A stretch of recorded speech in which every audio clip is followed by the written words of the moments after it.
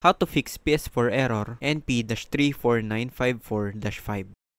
In this video, I will show you what causes this error and how to fix it. This should be a quick video since it is easy, so if it helps you, make sure to leave a like and subscribe. And if you have any questions or suggestions, leave a comment down below. So let's jump straight into the video.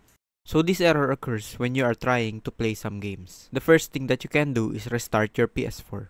You'd be surprised that restarting fixes a lot of problems, not just this. So try that, and if the error still occurs, go to the settings, account management, and click on activate as your primary PS4. If this thing is active, meaning that this console is your primary, try to disable it and try opening games again.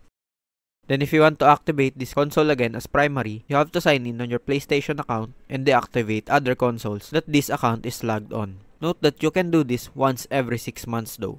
The other way that I know is restore license. For some reason, doing this fixes the error and you can play your games again.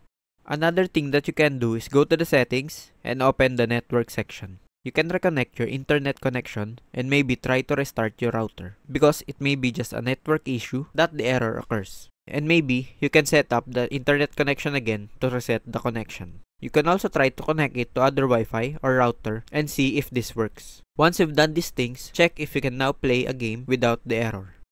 So I hope this video helps you. If you have any questions or suggestions, leave a comment down below.